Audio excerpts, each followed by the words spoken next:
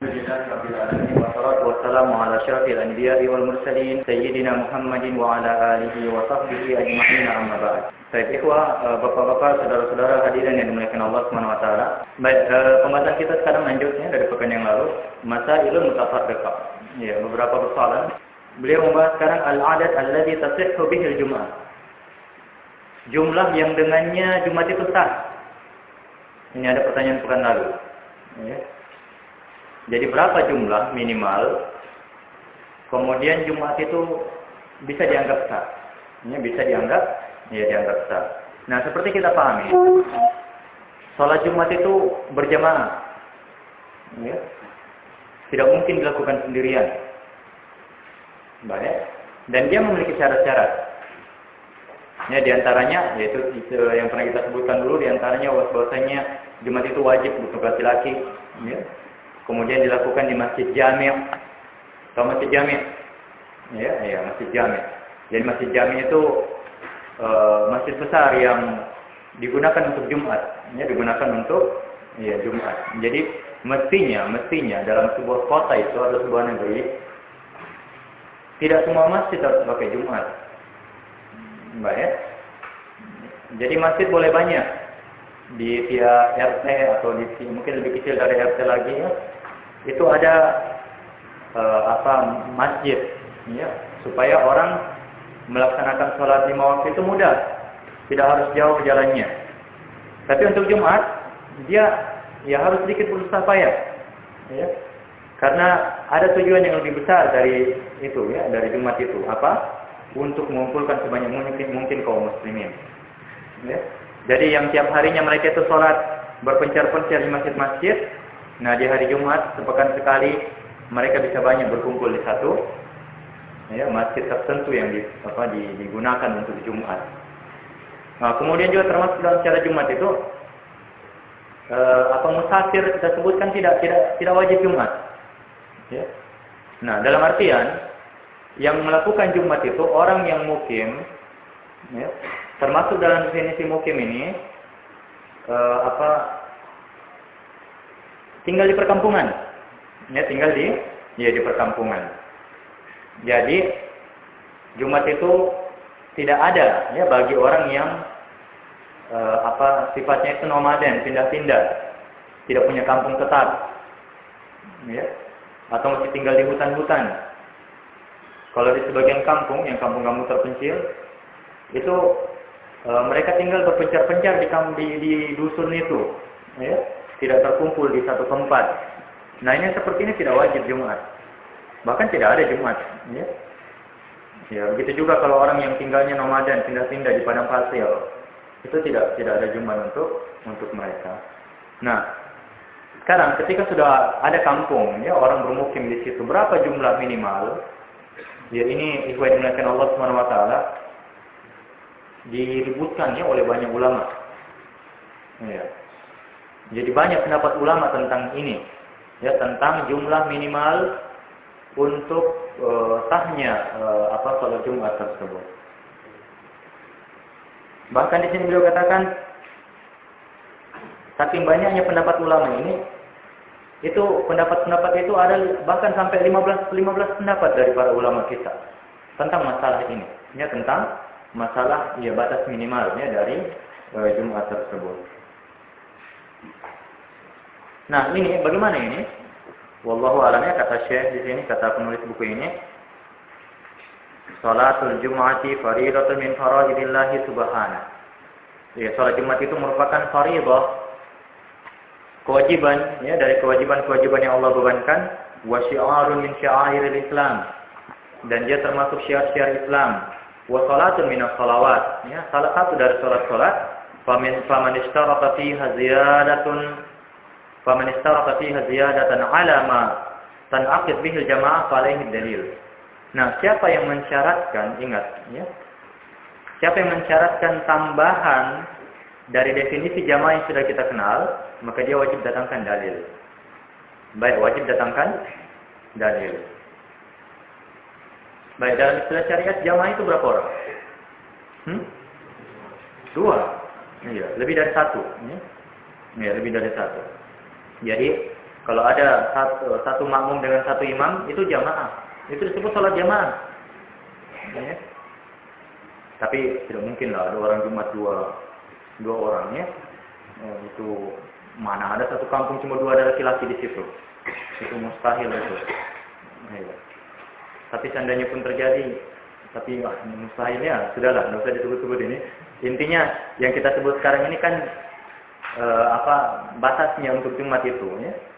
Ya, berapa dia batas minimal? Nah, mereka ini mendatangkan begitu banyak pendapat-pendapat dan tidak ada dalil yang kuat satupun yang mereka sebutkan yang membatasi jumlah itu. Ya, membatasi jumlah tersebut ya. Jadi kembali ke hukum asal bahwasanya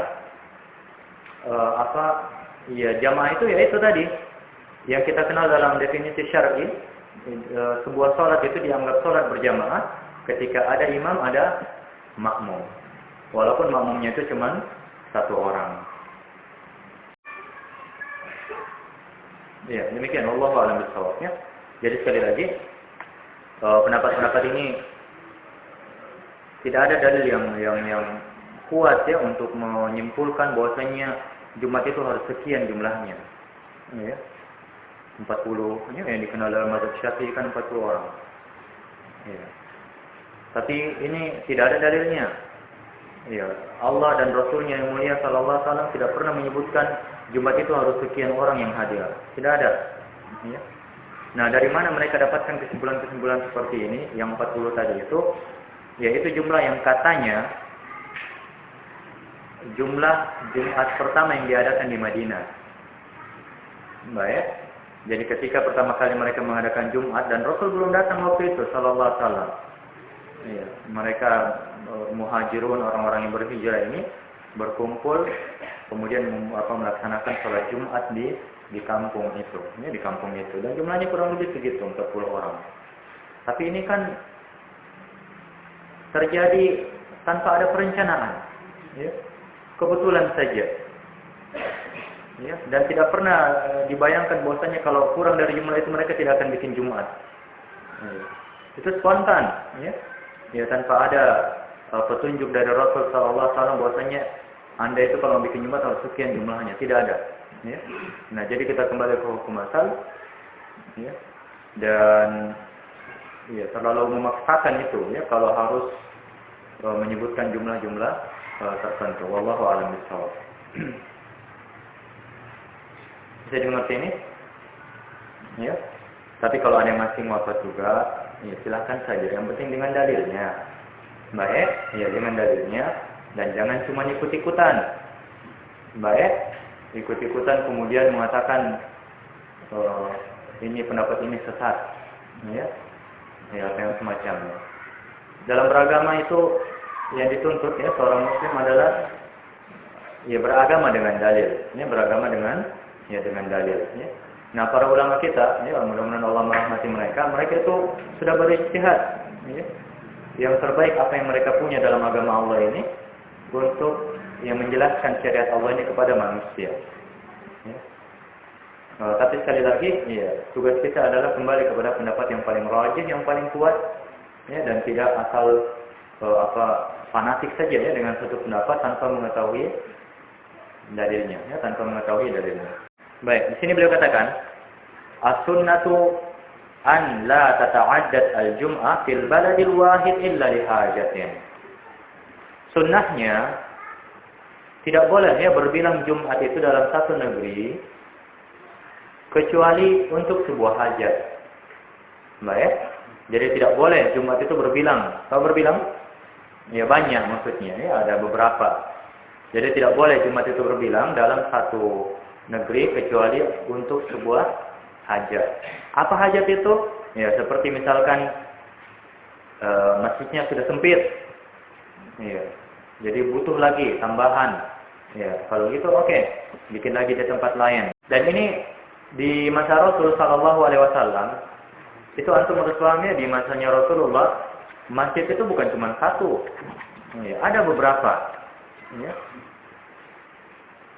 Kalau yang pernah berkunjung ke Madinah, ada namanya Masjid Qiblatain, ya, dikenal sekali. Ya. Itu masjidnya Bani Salamah, ya, kalau dulu. waktu turunnya wahyu memindahkan kiblat dari utara ke selatan, dari Masjidil Aqsa ke Masjid Nabawi, kebetulan sholat yang pertama dilakukan oleh Rasulullah SAW itu di situ, di Masjid Bani Salam. Makanya disebut Masjid Kiblatain, 2 kiblat. Nah, ini sudah ada di masa Rasul. Dan maksudnya beliau tidak sholat di masjidnya waktu itu.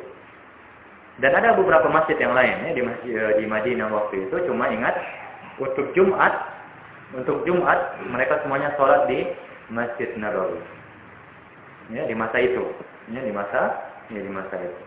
Jadi tidak ada Jumat-Jumat lain untuk di masjid-masjid itu kecuali masjidnya Rasulullah Sallallahu Alaihi Wasallam.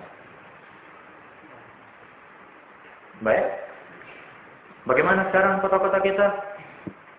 Ya, istilah satu negeri ini jangan dibayangkan juga satu kota kayak Palu ini. Banyak yang tidak muat itu Masjid Agung kalau semua datang sholat itu. Kalau mungkin sekarang untuk satu kota itu bisa dibuatkan beberapa. Karena negeri ini bisa bermakna mungkin satu RT itu. Kalau untuk zaman sekarang atau RW. Nah, makanya saya pernah pesan sama teman-teman kalau ada yang jadi wali kota nanti, ada yang mau ikut pemilihan, Masya Allah, cobalah, siapa tahu calon independen. Nah, jadi nanti kalau teman-teman ikhwah, bapak-bapak, saudara-saudara sekalian diberi kesempatan oleh Allah untuk memimpin, jadi pemimpin di kampung kah, di desa, atau di kota apa gitu, cobalah untuk membuat wacana seperti ini. Baik, sulit karena kalau di negeri kita, negara tidak boleh campur tangan urusan agama. Sebenarnya tidak juga sih, karena negara campur tangan juga dalam beberapa hal. Tapi orang-orang DPR itu yang sekuler-sekuler, pasti kalau kita ributkan masalah apa ini? Penentuan hari raya, supaya semua ikut pemerintah berpaksakan, pasti akan ada yang bicara. Negara tidak boleh ikut campur. Susah kalau begitu, Itu pentingnya pemerintah dalam Islam bisa menyatukan semua kaum muslimin. Karena masalahnya manusia kita ini, kalau mau dikasih pilihan itu sama semua manusia, kacau dunia. Tiap orang punya maunya. Begitu kan? Tiap orang punya mau, punya pendapat, punya pikiran, punya hawa nafsu juga. Hancur agama Allah. Kalau urusan-urusan begini diserahkan sama individu-individu kayak begitu. Makanya urusan-urusan besar kayak gini memang pemerintah yang mestinya ambil alih. Termasuk juga masalah Jumat, mestinya pemerintah yang urus itu. Jadi pemerintah yang atur masjid-masjid mana yang digunakan untuk Jumat. Pemerintah ini dalam hal ini siapa saja lah, entah yang mewakili dia. Mungkin kalau di Indonesia urusan agama gitu pemerintah Kementerian Agama yang urus. Jadi di kota-kota bisa saja kantor Kementerian Agama di masing-masing kota yang ngurus masalah begitu itu. Dengan perlindungan dari pemerintah kota atau yang semacamnya. Ini sulit untuk diterapkan, tapi bisa saja kita buatkan wacana, supaya lagi-lagi kembali ke pemahaman. Orang kalau punya ilmu diwacanakan seperti ini, insya Allah akan legowo menerima, lapang menerima ini. Tapi kalau semua sudah tahu dia tidak paham agama, kemudian ikut bicara juga, kacau, tidak bukannya mendatangkan kebaikan, justru mendatangkan keburukan yang bikin fitnah, keributan dan semacamnya. Baik, ala kulli hal, kita memperbaiki tujuannya, Jadi kalau misalkan punya kesempatan untuk itu, cobalah. Sulit, tapi coba saja. Karena orang-orang kafir berani mereka berbuat untuk agamanya. Kalau mereka punya kesempatan. Nah, kita mestinya juga harus bangga dengan agama kita dan berbuatlah untuk agama Allah ini. Selagi kita mampu. Tentunya dalam batas-batas yang syar'i dan tidak melanggar hukum. Baik, ini beliau sebutkan. Amma kata beliau, ma narahu fi hadhihi al-ayyam min al-ifrat fi takthir al-masajid allati tuqamu fiha al-jum'ah. Adapun yang kami lihat yang kita lihat pada hari ini, kelalaian dengan menggunakan banyak masjidnya dalam Jumat, bihaitsu tuqamu fil masajid as-saghira fi syawari wal harra al-mutaqaribah, di mana orang melakukan Jumat di masjid kecil ya, atau di masjid-masjid yang saling berdekatan, ma'a imkanil istighna anha, walaupun sebenarnya mereka bisa cukup ya di kibaril masajid dengan masjid-masjid besar yang ada. Fala syakka annahu mimma yuqsamul ummat taqsiman yursalahu. Ini tidak diragukan lagi adalah perkara yang memecah belah umat dan pantas untuk ditangisi. Ya, pantas untuk ditangisi. Wa yukhrijul jum'an mawdu'iha, dan mengeluarkan Jumat dari maknanya yang diinginkan. Ya, diinginkan oleh syariat. Ya Allah musta'an. Bisa dipahami? Ya, mau bagaimana lagi? Ya. Kita sayangkan itu, tapi tetap optimislah ya, berbuatlah. Ya.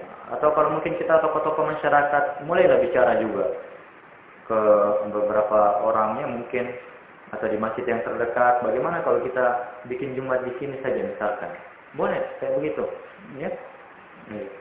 Jadi mulailah untuk berinisiatif supaya ya, cuma mungkin masyarakat akan komplain ya. Aduh Pak, kalau di sana kita Jumat jauh. Ya, enggak apa-apa di sini saja. Susah ya. Ya, jadi bagaimana ini?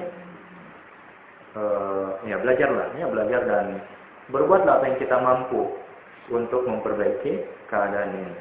Baik, yang bagian terakhir di sini masalah jika sholat Jumat itu berkumpul dengan Aid ya, pada satu hari. Baik, jadi di satu hari itu berkumpul Idul Fitri ya, atau Idul Adha dengan hari Jumat. Bagaimana hukumnya? Ada dua pendapat ulama ya, dalam masalah ini. Pendapat pertama mengatakan, jadi kalau bertemu antara Jumat dengan Idul Fitri atau Idul Adha di satu hari, di hari Jumat tentu saja ya. Jadi bagaimana ini? Ya, tentang orang yang sudah sholat Id, apakah dia wajib melaksanakan Jumat? Ada dua pendapat ulama. Yang pertama, tajibu alaihil Jum'ah kadzalik. Ya, orang yang sudah sholat Id wajib juga melaksanakan Jumat. Ya, wajib juga melaksanakan Jumat. Ini pendapat banyak ya ahli fikih, ya fuqaha. Apa dalilnya mereka? Ya, jadi banyak ya dari para fuqaha kita, mayoritas mereka mengatakan wajib Jumat bagi orang yang sudah melaksanakan Id. Asy-Syafi'iyah, ya, mazhab Syafi'i menggugurkan hanya untuk ahlul qura. Jadi penduduk-penduduk kampung saja yang mereka gugurkan Jumat itu. Adapun penduduk kota tetap wajib melaksanakan Jumat, ya, menurut pendapat pertama ini. Apa dalil mereka? Dalil mereka dalil-dalil umum yang mewajibkan Jumat. Ya. Ya, seperti yang dalam surat Al-Jumu'ah itu, ya, surat Al-Jumu'ah. Ya ayyuhalladzina amanu idza nudiya lis-salati min yaumil jumu'ati fas'au ila dzikrillahi wa dzarul bai'. Ya, wajib kata mereka. Kemudian mereka berdalil juga dengan dalil hadis-hadis yang itu yang sudah disebutkan tentang wajibnya Jumat, ya, tentang wajib. Kemudian mereka juga beralasan bahwasanya dua salat ini, Jumat dengan Id, sama-sama wajib. Ya, sama-sama ya wajib. Makanya mereka bilang tidak mungkin salah satunya akan menggugurkan yang lain. Baik, sama seperti zuhur. Zuhur tidak mungkin kita gugurkan hanya karena ada ada Id itu, ya, salat Id. Jadi begitu mereka beralasannya, ya. Jadi sama-sama wajib. Ya. Ini ada dua pendapat ulama, ada beberapa pendapat, tapi pendapat yang paling kuat mengatakan salat Id itu wajib. Wajib, ya. Ya, wajibnya juga apakah fardu ain atau fardu kifayah itu ada juga perbedaan, ya. Tapi kita ambil ini wajibnya. Pendapat yang mengatakan salat Id itu sunnah itu pendapat yang lemah sekali. Ya, ya, pendapat yang sangat lemah sekali. Jadi minimal kita katakan dia wajib, entah itu fardu kifayah atau fardu ain. Baik, makanya karena ini wajib, sesama yang wajib tidak bisa saling menggugurkan. Ya, begitu menurut. Baik, pendapat yang kedua mengatakan Jumat itu gugur. Ya, iya. Jadi kalau yang sudah sholat Id, dia tidak wajib melaksanakan Jumat. Akan tetapi disunnahkan, dianjurkan bagi imam untuk tetap datang ke masjid, ya, melaksanakan Jumat itu, ya, supaya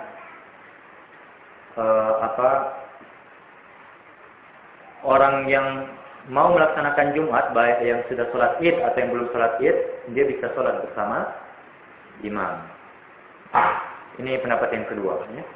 Jadi Jumat itu gugur kewajibannya, tapi tetap, ya, dianjurkan, disunnahkan untuk imam untuk melaksanakan Jumat itu supaya yang mau bisa hadir, ya, atau yang mungkin belum sholat Id karena uzur juga bisa hadir. Dan ini pendapatnya jumhur ulama-ulama di mazhab Hanbali. Jadi bukan jumhur ulama, bukan, tapi di mazhab Hanbali, ya. Karena mayoritas fuqaha, ahli fikih dari ulama-ulama kita mengatakan dia wajib. Baik, jadi mayoritas ulama-ulama Hanabilah, ya, mazhab Hanbali berpendapat seperti ini, yang kedua ini. Dan ini diriwayatkan dari Umar, dari Utsman, dari Ali, dari Ibnu Umar, Ibnu Abbas, dan Ibnu Zubair radhiyallahu anhu. Apa dalil mereka? Ya, mereka berdalil dengan dua hadis yang dhaif dan asar-asar dari para sahabat yang sahih. Ya, jadi kuat, ya. Hadisnya diriwayatkan dari Iyas Ibnu Abi Ramlah. Ya, Iyas Ibnu Abi Ramlah, beliau berkata, "Syahidtu Muawiyah Ibnu Abi Sufyan wa huwa yas'al Zaid Ibnu Arqam." Saya pernah melihat Muawiyah Ibnu Abi Sufyan bertanya kepada Zaid Ibnu Arqam. Muawiyah berkata, "Asyahidta ma'a Rasulillah sallallahu alaihi wasallam 'aidain ijtama'a fi yawmin?" Apakah engkau pernah menghadiri, ya, bersama Rasul sallallahu alaihi wasallam dua Id, ya, yang berkumpul dalam satu hari? Kita sudah pernah sebutkan dulu, salat Jumat itu kan Id, ya kan, Id shagir, ya, Id kecil. Nah, jadi maksudnya dua Id ini, Idul Fitri atau Idul Adha dengan salat Jumat. Apakah pernah berkumpul dalam satu hari di masa Rasul? Kata siapa, Zaid? Qala na'am. Iya, pernah. Qala, berkata Muawiyah, fa kaifa sana? Terus bagaimana beliau melakukannya? Apa yang beliau lakukan? Qala, kata Zaid, shallal Id thumma rakhasa fil Jum'ah. Ya, beliau melaksanakan salat Id kemudian memberikan keringanan dalam Jumat. Ya, memberikan keringanan dalam Jumat. Dan beliau bersabda sallallahu alaihi wasallam, "Man syaa'a an yusalli falyusalli." Barang siapa yang ingin salat Jumat, ya, silakan dia boleh salat. Seperti itu. Hadisnya ini dhaif jiddan. Diriwayatkan oleh Abu Dawud, An-Nasa'i, Ibnu. Baik, kemudian hadis yang kedua yang diriwayatkan dari Abu Hurairah radhiyallahu anhu. Bahwasanya Nabi sallallahu alaihi wasallam bersabda, "Qad ijtama'a fi yaumikum hadha 'idan." Ini sering dibaca kalau khutbah, ya, khutbah Id. Kalau lagi berkumpul dengan hari Jumat. "Qad ijtama'a fi yaumikum hadha 'idan." Telah berkumpul pada hari kalian ini dua Id. Faman syaa'a ajza'ahu minal Jum'ah. Ya, barang siapa yang ingin, maka Id ini, Idul Fitri itu, salat Id itu sudah mencukupinya dari Jumat. Wa inna mujammi'un. Sementara kami, kata Rasulullah yang mulia sallallahu alaihi wasallam, kami akan tetap melaksanakan Jumat. Ya, kami akan tetap melaksanakan Jumat. Hadis ini diriwayatkan oleh Imam Abu Dawud, Ibnu Majah, dan Al-Hakim. Tapi, ya, sebagian ulama mengatakan hadis ini memiliki illah. Apa itu illah? Pernah disebutkan di sini. Apa itu illah? Penyakit. Penyakit apa? Cacar. Ya, baik. Illah itu kalau menurut bahasa, ya, bisa disebut penyakit, aib, atau yang semacamnya, ya. Tapi kalau dalam istilah hadis, illah itu sesuatu aib ya, atau penyakit yang tersembunyi yang bisa merusak kesahihan hadis itu. Dan dia ingat tersembunyi. Ya. Jadi kalau secara lahir dilihat seperti dilihat begitu saja hadis ini sahih. Ya. Ya, sahih hadisnya secara lahir. Tapi kalau mau diteliti lebih dalam lagi, dan itu tidak dilakukan kecuali oleh pakar-pakar hadisnya, ya, ulama-ulama besarnya. Nah, mereka akan temukan, akan mengetahui bahwasanya hadis itu ada ya penyakitnya. Makanya dia gugur, ya, kesahihannya itu gugur dengan sebab itu. Baik, jadi hadisnya ini memiliki illah, tapi dia punya penguat dalam Sunan Ibnu Majah dari Ibnu Umar radhiyallahu anhuma, dan sanadnya juga dhaif. Ya, sanadnya juga dhaif. Ala kulli hal, ya Allahu a'lam bishawab. Baik, adapun dalam asar dari Atha ya rahimahullah, beliau mengatakan ini karena hadisnya dhaif kita sebutkan tadi, walaupun mungkin hadis kedua bisa disahihkan bila saja dan dia bisa sahih dengan ini, dengan apa, riwayat dari sahabat. Ya. Karena sahabat tidak mungkin melakukan kecuali dengan apa, dengan dalil yang dia tahu bahwasanya itu sahih. Baik, dari Atha rahimahullah beliau mengatakan, "Shalla bina Ibnu Zubair fi yaumi 'idin fi yaumil jum'atin awwalan nahar." Ibnu Zubair salatnya bersama kami di salat di hari Id pada hari Jumat di permulaan siang, maksudnya di pagi hari. Tsumma rahna ila al-jum'ah falam yakhruj. Kemudian kami pergi ke Jumat sementara dia tidak keluar, Ibnu Zubair. Nah, Ibnu Zubair ini Abdullah bin Zubair radhiyallahu anhu, seorang sahabat junior, sahabat kecil, dan beliau waktu itu Amirul Mukminin, ya, khalifah di Makkah. Baik, khalifah ya, Amirul Mukminin. Nah, jadi beliau memimpin salat Id, kemudian ketika Jumat ya, dia tidak keluar. Ya. Fa shallaina wahdana, kami pun salat sendirian. Ya, kami salat sendirian karena Amirul Mukminin tidak datang. Wa kana Ibnu Abbas di Thaif. Dan waktu itu Abdullah bin Abbas sedang berada di Thaif, ya, tidak di Makkah. Falamma qadima dzakarna lahu dzalik. Ketika Ibnu Abbas datang, kami sebutkan itu padanya, ya, tentang masalah ini. Faqal, apa jawabannya Ibnu Abbas? Ashaba sunnah.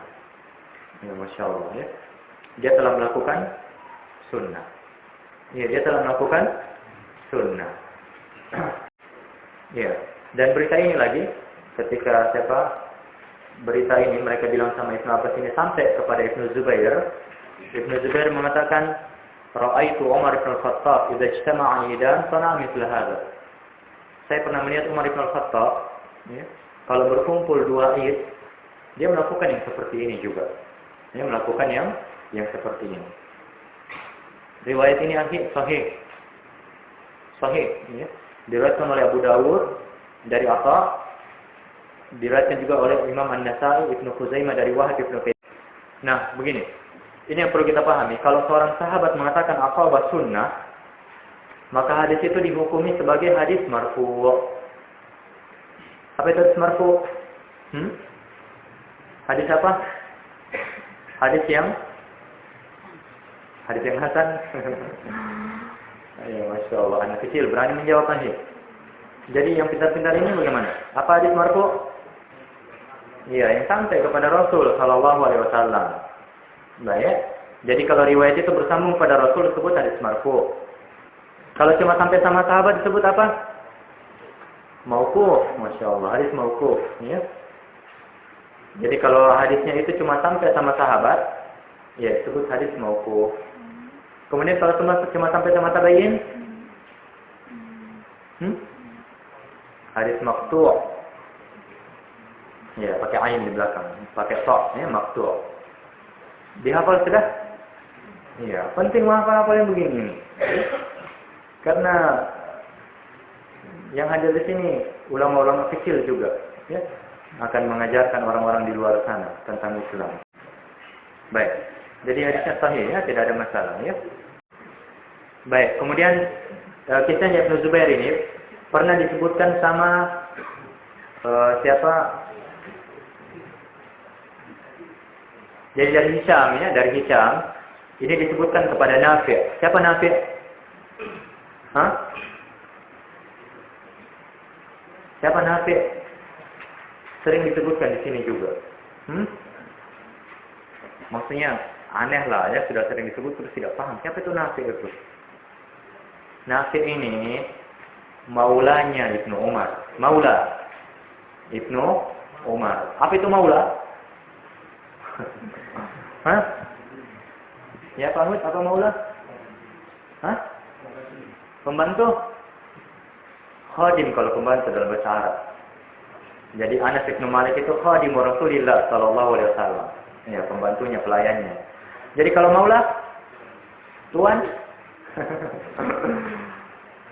Ya, kembali. Maula itu bekas budak. Baik. Jadi kalau misalkan budak, ya, seseorang kalau belum dimerdekakan dia disebut budak. Baik. Tapi kalau tuannya itu memerdekakan dia, maka dia itu disebut maula. Mengerti? Makanya Bilal tidak disebut budaknya Abu Bakar, tidak. Karena kenapa? Abu Bakar yang membebaskan dia. Mengerti? Jadi jangan disebut budak, ya, tapi disebut maula.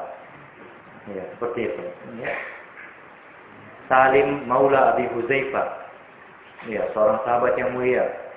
Tahu kisahnya Salim? Ya, Salim ini beliau berperang di Yamamah, di perang Yamamah. Dia gali sendiri kuburnya. Ya, Masya Allah. Kemudian dia bungkus badannya dengan kain kafan dan dia berperang di tempat itu. Ini di kuburnya itu sampai terbunuh. Ini rahimahullah. Ini radhiyallahu anhu, seorang sahabatnya. Nah, jadi beliau ini maulanya Abu Huzaifah dan dia dengan tuannya itu sama-sama mati di perang Yamamah. Ini radhiyallahu anhu. Masyaallah. Baik, jadi kata Hisham, saya sebutkan ini kepada Nafi', kemudian Nafi' mengatakan Zukira Ibnu Umar, pernah disebutkan ini kepada Ibnu Umar, falam yunkirhu, dan dia tidak mengingkarinya. Ya, dia tidak mengingkarinya. Baik, kemudian satu lagi dari Ali bin Abi Thalib radhiyallahu anhu, disebutkan dari Abu Abdurrahman As-Sulami bahwasanya berkumpul dua Id ya pada masa Ali radhiyallahu anhu Amirul Mukminin. Kemudian beliau sholat Id ya dengan mereka. Kemudian beliau berkhutbah di atas kendaraannya. Ya, di atas kendaraannya, dan beliau mengatakan ayuhan nas, wahai manusia, man syahida minkumul id faqad qada jum'atahu insyaallah. Wahai manusia, katanya, siapa yang menghadiri id ini, maka dia telah melaksanakan Jumatnya insyaallah. Ya, dia telah menyempurnakan Jumatnya insyaallah. Ya, kemudian beliau mengatakan man arada an yujammi fal yujammi. Barang siapa yang ingin melaksanakan Jumat, maka laksanakanlah. Wa man arada an yajlis fal yajlis. Siapa yang ingin duduk di rumahnya, diam di rumahnya, ya dia boleh diam di rumahnya. Baik, ini riwayatnya dari 3 sahabat. Siapa? Ibnu Zubair, 4 bahkannya. Ibnu Zubair, kemudian Ibnu Abbas, kemudian Ibnu Umar, dan Amirul Mukminin Ali bin Abi Thalib radhiyallahu anhu. Dan tidak diketahui ada sahabat yang mengingkari ini. Baik, ya dengan sendirinya kita katakan ini dihukumi sebagai ya hadis-hadis yang marfu, ya marfu, dan ya benar inilah sunnahnya dari Rasulullah sallallahu alaihi wasallam.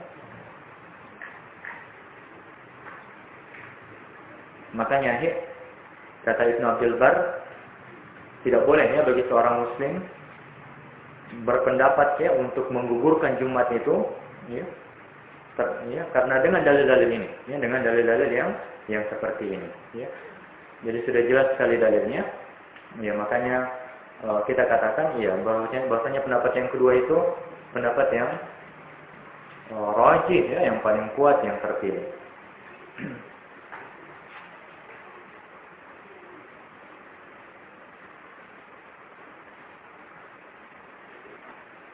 Baik, demikian. Bisa dipahami?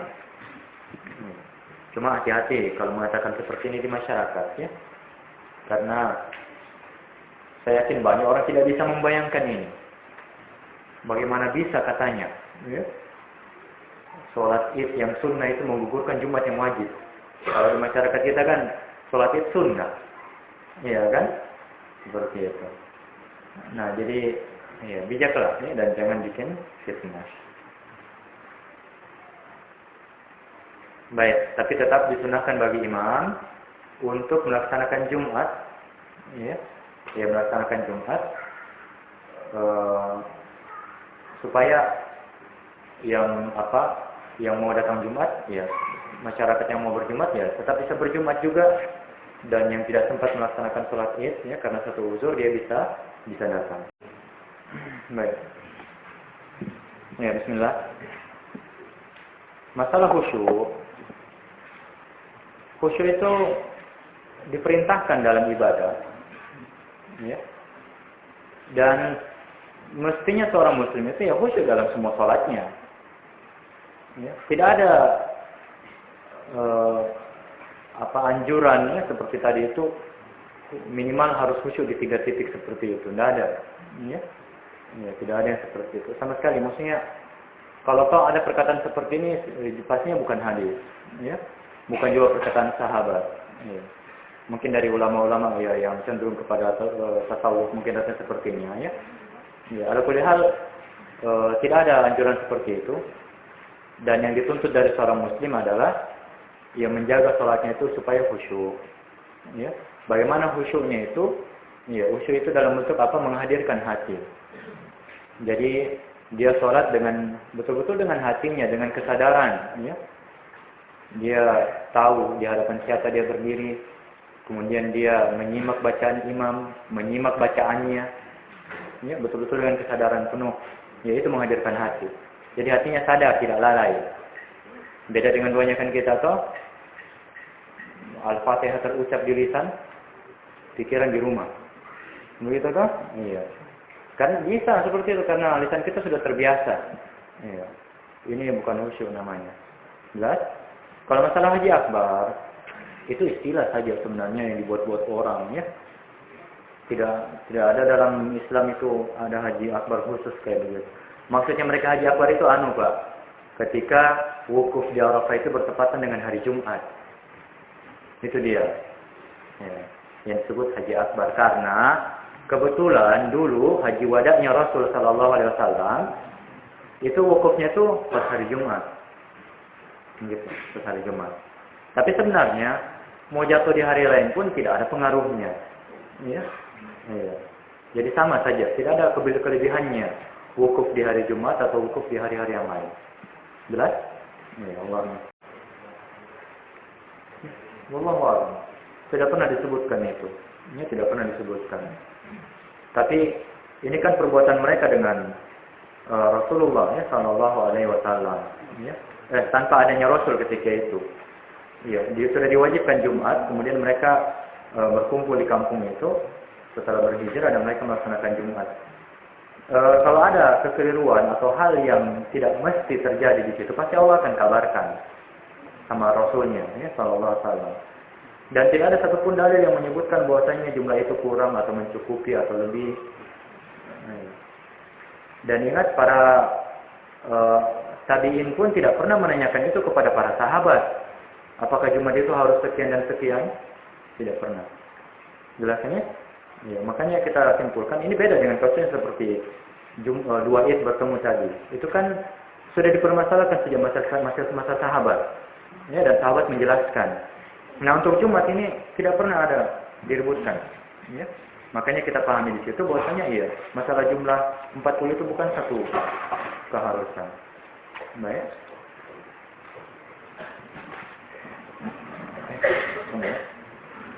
Bolehkah sholat Jumat di lapangan dengan tujuan untuk menyatukan jamaah? Panas aja, nggak boleh, ya. Bagaimana menjelaskan keharaman musik kepada mad'u yang baru kenal tarbiyah? Sabar, ya. Buat dulu dia cinta Allah, cinta Rasulnya. Kalau sudah fanatik, baru masuk ke situ. Oke? lihat saja bagaimana kondisinya. Kalau dia sudah bisa menerima, sampaikan. Atau dia bertanya, ya jelaskan baik-baik. Ya. Tapi kalau belum kuat imannya, ya, masih merokok di luar, ya, dan semacamnya, ya pelan-pelan. Ya. Ketika ada sebuah lembaga melakukan kurban, pahalanya didapatkan oleh siapa? Pengurus-pengurus lembaga atau siapa? Entahlah ya. Ini bukan kurban namanya, sedekah. Baik, sedekah. Ya. Tidak disebut kurban. Karena kurban itu untuk individu. Jadi individu yang berkurban, bukan lembaganya. Ya, seperti itu. Sekarang itu khutbah kedua pada sholat Jumat, kebanyakan cuma berisi doa tanpa ada nasihat. Apa khutbahnya itu sah? Sah. Tapi bukan itu sunnah. Ya, yang sunnah itu khutbahnya yang dibagi dua. Materi khutbahnya yang dibagi dua. Jelas? Ya. Jadi sependek apapun khutbah antum itu dibagi dua lah. Ada jeda. Ya, duduk kemudian disampaikan lagi. Makanya mohon sebenarnya tidak usah terlalu panjang-panjangkan apa itu doanya segala macamnya itu, karena yang inti itu bagaimana bernasihatnya bagi kaum muslimin. Saya pernah mendengar perkataan ulama, katanya kalau jumlah rakaat tidak sampai 40 orang maka Jumatnya itu tidak sah. Ya, ada pendapat seperti itu di kalangan ulama kita, ya. Jadi mereka menyebutkan jumlah minimal yang Jumat itu disebut sah. Tapi sekali lagi, ini butuh dalil. Dan dalil itu tidak ada. Bisa dipahami? Dalil itu tidak ada. Rasul tidak pernah menyebutkan bahwasanya jumlah minimal itu harus 40 orang. Tidak pernah beliau sebutkan itu. Atau sekian dan sekian. Tidak ada. Ya? Makanya silakan. Kalau memang ada berpendapat seperti itu, silakan. Tapi mana dalilnya? Kita beragama dengan dalil. Kalau masalah id tadi, kan ada dalilnya, toh? Dari para sahabat. Ya. Karena Jumat itu mana dalilnya? Bahwa harus 40 orang. Apabila kita tidak melaksanakan sholat Jumat pada hari raya Id, apakah kita harus sholat zuhur? Oh, iyalah, wajib. Ya. Jadi bukan gugur sholat wajibnya, bukan, tapi gugur Jumatnya. Jadi wajib laksanakan sholat. Ma min muslimin yaqidu musliman qardan marratain illa kana kasalatatin marratan. Apakah hadis ini sahih? Jadi ini tanya hadis. Tidaklah seorang muslim memberikan pinjaman 2 kali kepada muslim yang lain, melainkan itu seperti bersedekah sekali. Diriwayatkan oleh Ibnu Majah dan Ibnu Hibban. Apakah hadis ini sahih? Wallahu a'lam, saya tidak tahu. Nanti dicarikan insyaallah ya.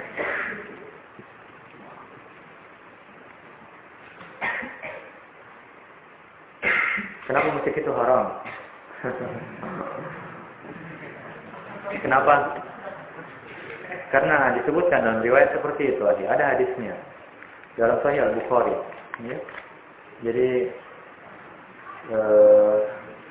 Rasul mengatakan bahwasanya akan datang satu masa di mana umat kita akan menghalalkan sutra, menghalalkan arak, menghalalkan zina dan ma'azif, alat-alat musik atau musik itu sendiri. Ya. Nah, ketika disebut menghalalkan berarti haram. Ya. Apalagi bila sebutkan itu dengan sutra. Sutra kan haram bagi laki-laki. Ya. Kemudian apa? Minuman keras, zina, ini sudah jelas haramnya dan seterusnya. Jelas ini? Ini ada orang curhat kayaknya. Nanti lah ya. Baik, calon bertanya lagi. Iya, sana. Silakan Pak Ardio, ya. Ya. Wallahu a'lam ya. Berserikatnya yang disebutkan pahalanya itu Pak untuk keluarga kambing atau domba yang semacamnya. Itu satu orang sudah mencukupi untuk keluarganya. Untuk kambing. Tapi kalau untuk berserikat sapi 7 orang tidak disebutkan begitu. Kurang lebih begitu. Iya, seperti itu. Itu yang saya pahami. Ternyata kalau ada perkataan lainnya.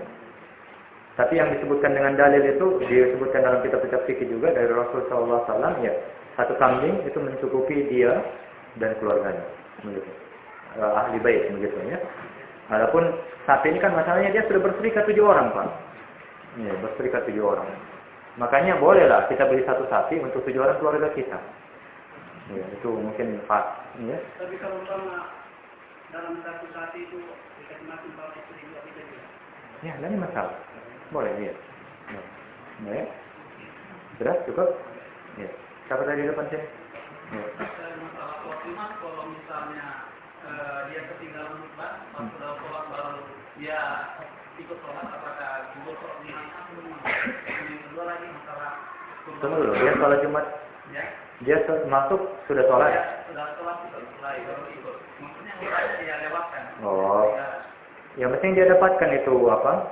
Rakaat itu ya dia tetap ya sholat Jumat. Kalau ada di situ membaca riwayat Muslim tentang pada saat kita sholat Jumat, kalau pada saat teman kita suruh diam, dia di situ itu kita melakukan amalan yang sia-sia atau tidak berhubungan dengan sholat Jumat kita yang tidak diterima, maksudnya dengan pertanyaan pertama tadi. Pahalanya, Ya. pahalanya yang berkurang. Iya. Sholat Jumatnya sah, cuma pahalanya yang bermasalah. Masalah korban itu tadi masalahnya di suatu tempat kan, pada saat mereka nggak pernah melakukan kurban, cuma kita ingin memberikan kemana motivasi kan, kalau pasti paling banyak minimal paling maksimalnya 7 orang kan, ini udah melebihi, cuma maksudnya untuk menyemangati warga, apakah itu berlaku, maksudnya kurban itu atau bagaimana? Melebihi, misalnya sampai 20 orang. Nah, ada. Itu tidak disebut kurban. Tidak disebut kurban, ya. Iya, cuma bernilai sedekah dan bukan kurban. Maksudnya ini kan berkait begini, ibadah itu kan salah satu syarat ibadah itu kan apa? Memiliki kudrah, kemampuan. Ya.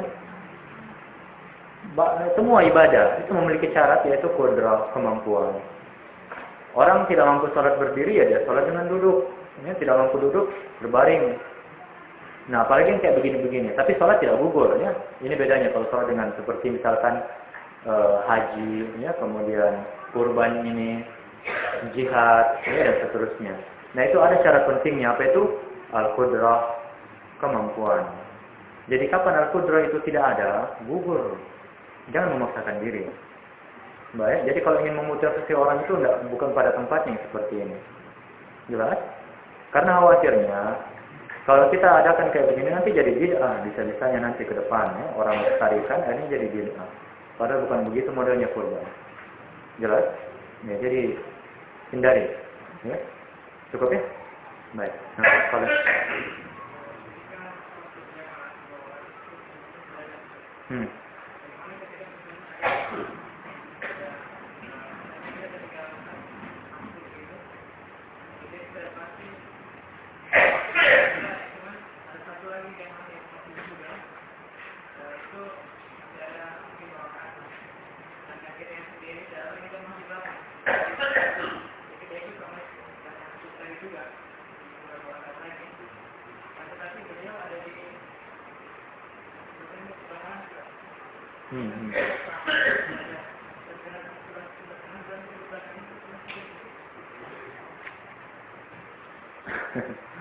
suruh dia bergeser. Terus aku maju di sebelah kanannya. Bisa? Ya, kurang lebih begitu. Kalau tidak, sebenarnya lapang urusan kayak begini. Ya, kan sudah masbuk, toh. Siapa suruh masbuk? Ya, jadi kalau memang tidak dapat orang yang bisa sama-sama berjamaah, ya sholat sendiri saja. Karena masalahnya ini kan orang yang masbuk. Ya, toh. Kalau kita bisa dapatkan orang yang betul-betul belum sholat, kemudian kita bikin jamaah, itu lebih afdal, lebih baik daripada harus bermakmum di orang yang masbuk seperti ini. Jelas? Tapi kalau ingin berimam pun bermakmum sama dia tidak masalah. Tapi usahakan semaksimal mungkin untuk sesuai dengan sunnah. Biasalah dia. Ya. Baik. Yang di belakang tadi siapa ya? Pak Khairuddin.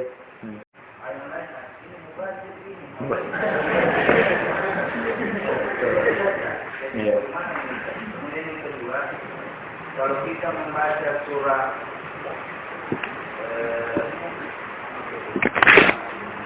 yang tidak ada bismillahnya bagaimana? Kalau terlanjur kita baca bismillah, yang kita baca itu.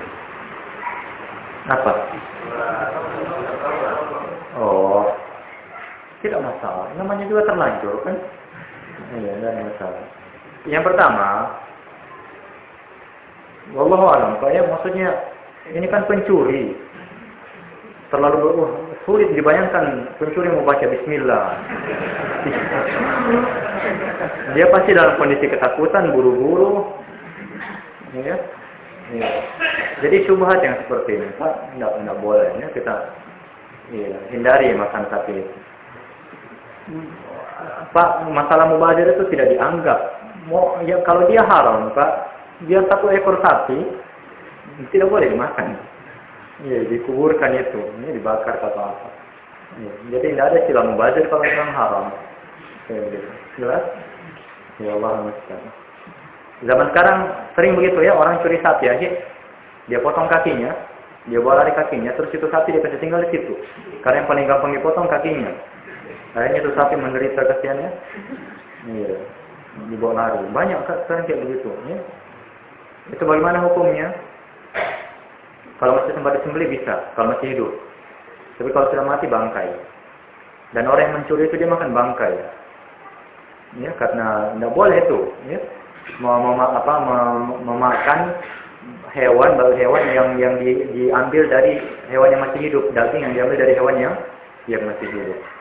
Jadi bertumpuknya itu dosanya sudah. Apalagi kalau dia jual ke orang lain lagi. Ya Allah musta'an. Ya, penjahat sekarang ini tidak ada takut-takutnya. Ya, ya Allah musta'an. Baik Pak, cukup? Ya, oke, ya. Kenapa dari awal Islam sampai sekarang ini kenapa ulama itu akan selalu bisa pendapat beragam? Seperti Imam Syafi'i dan Imam Hambali, juga Imam Hambali dan Imam Hanafi. Beliau dibahas saya ini kenapa yang kedua mulai tentang masalah apakah sunnah itu memakai sunnah kedua di kondisi dan dibaca Ya. Baik. Untuk sholat Idul Fitri atau Idul Adha, khutbahnya sekali saja. Sekali. Ya. Itu dalil yang paling sahih yang disebutkan dari Rasul Sallallahu Alaihi Wasallam. Beliau khutbahnya sekali. Baik. Ada pendapat sebagian ulama ini yang tanya pertama, ya, mengatakan 2 kali. Ya. Dengan hadis yang wallahu alam dhaif. Ya. Ada dalilnya tapi dhaif. Ya. Jadi yang paling sahih ya khutbah itu cuma sekali, tidak 2 kali untuk Idul Fitri dan Idul Adha. Masalah perbedaan pendapat di kalangan ulama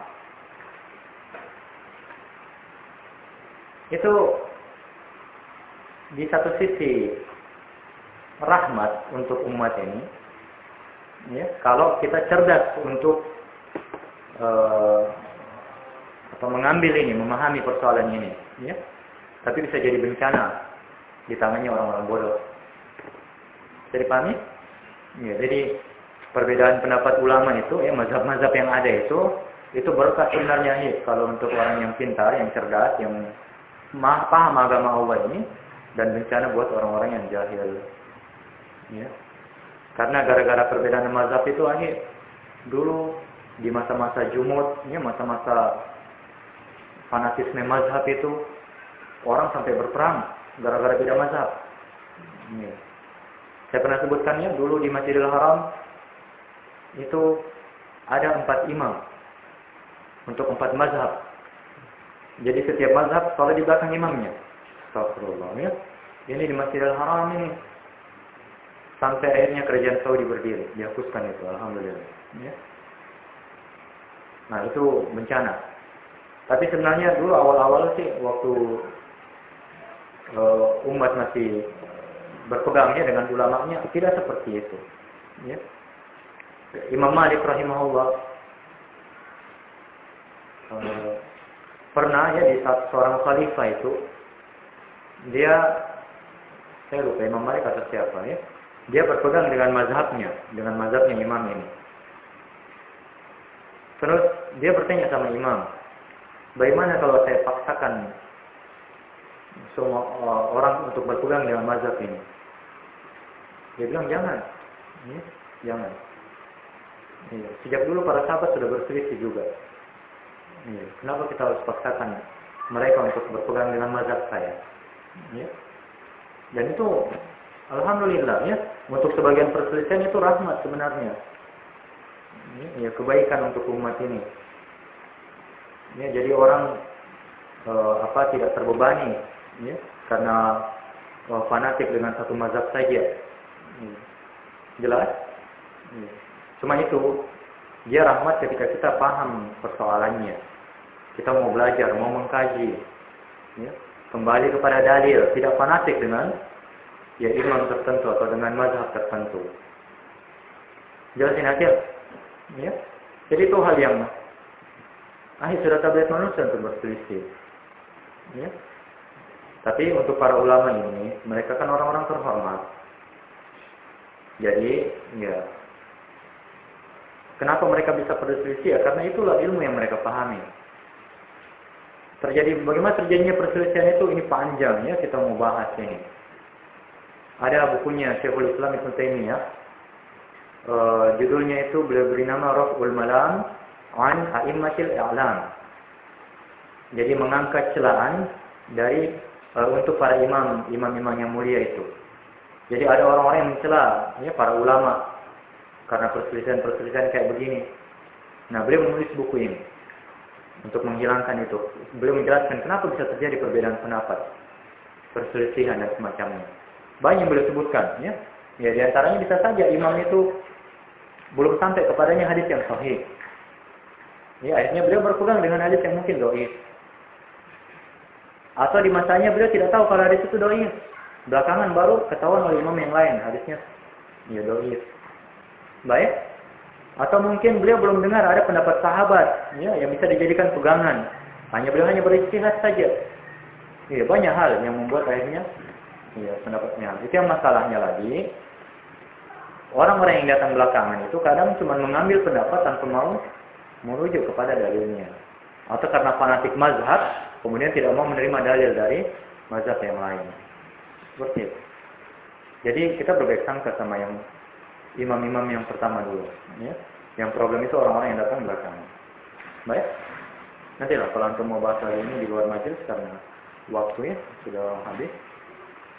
Masih ada pertanyaan ini nanti lagi ya, insyaallah.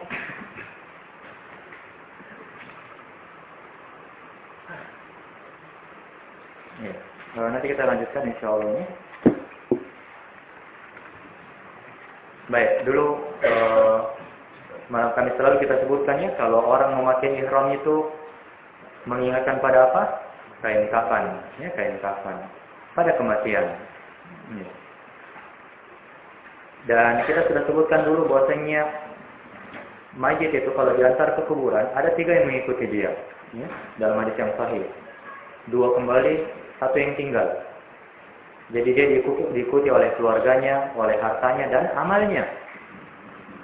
Ya, keluarga dan hartanya itu akan pulang dan yang bersama dia itu adalah amalnya. Ya. Tapi sebenarnya bersama seorang muslim itu di kuburnya itu ada juga hartanya, kain kafannya. Ya, kain kafannya. Ya. Tapi sekali lagi pernah kita sebutkan dulu, kain kafan itu lagi sama sekali tidak bermanfaat buat dia. Ya, tidak bermanfaat buat dia. Ini pelajaran buat kita akhirnya. Jadi seorang manusia itu pasti butuh yang namanya keluarga, ya, butuh ya kepada yang namanya harta, dan keduanya tidak akan pernah berpisah dari dia dalam kehidupan. Ya. Nah makanya berbahagialah orang yang bisa menjadikan ya keduanya itu sebagai penolong dia dalam kebaikan, ya penolong dia dalam kebaikan dan ketaatan. Adapun orang yang menjadikan keluarganya, hartanya itu ya untuk menyibukkan dia dari Allah, maka itulah orang-orang yang ya binasa, yang merugi, ini celaka. Ini sama ya dengan perkataan orang-orang Arab Badui ya dalam surat apa itu Al-Fat. Orang-orang Arab Badui itu ketika diajak untuk berperang ya dan sebagainya ke dalam ketaatan, apa mereka bilang? Syaghalatna amwaluna wa ahluna fastaghfir lana. Mereka bilang kepada Rasul seperti itu ya. Kami disibukkan oleh harta-harta kami, disibukkan oleh keluarga-keluarga kami, maka mohonkan untuk ampunan untuk kami. Subhanallah, ya, bukan begitu caranya. Ya. Jadi kalau memang ingin ampunan, ya kerjakanlah ketaatan. Ya, kerjakanlah ketaatan. Dalam ayat yang lain, dalam surat Al-Munafiqun, Allah Ta'ala mengatakan, La tulhikum amwalukum wala auladukum an dzikrillah. Ya, jangan melalaikan kamu, ya, harta-harta kamu dan anak-anak kamu dari mengingat Allah.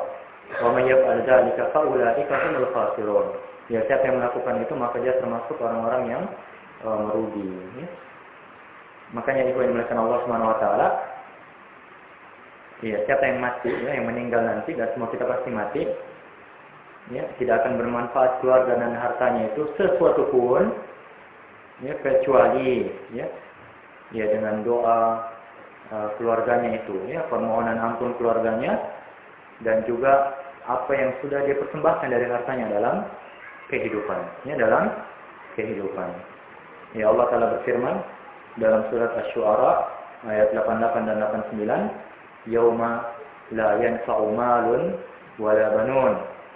Hari yang tidak bermanfaat harta dan anak-anak, illa man atallaha biqalbin salim.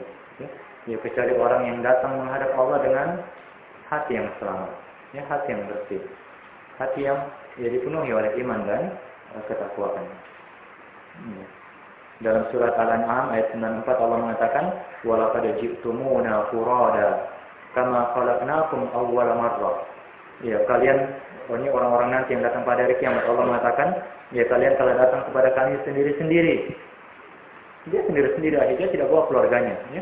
Dia datang sendiri-sendiri sebagaimana dahulu kami ciptakan kamu, ya, pertama kali, sendirian. Wa taraktum ma khawwalnakum wara'a dhuhurikum, ya. Dan kalian tinggalkan karunia yang telah kami berikan di belakang kalian. Jadi semua yang Allah anugerahkan itu ditinggalkan dalam kehidupan dunia untuk dipertanggungjawabkan di akhirat nanti. Ini Allah Subhanahu. Baik, jadi, ya, jadikannya keluarga kita, harta-harta kita itu betul-betul berkah, ya, untuk bermanfaat bagi kita, ya, dalam kehidupan ini. Ya, karena sekali lagi dunia ini fana, ya, dan ada kehidupan abadi yang menanti kita. Insyaallah, ya.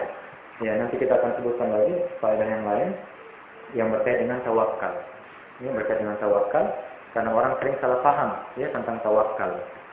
Ternyata itu firman Allah, wa tazawwadu, itu kan berkait dengan haji sebenarnya. Wa tazawwadu, berbekallah kalian. Fa inna khairaz zadi taqwa. Karena sebaik-baik bekal adalah ketakwaan.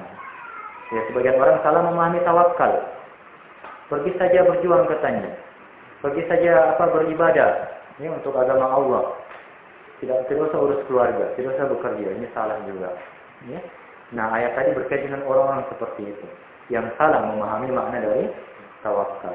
Insyaallah kita akan bahas itu di malam Kamis, insyaallah. Nah, kita tutup majelis. Subhanakallahumma bihamdik, asyhadu an la ilaha illa anta, astaghfiruka wa atubu ilaik.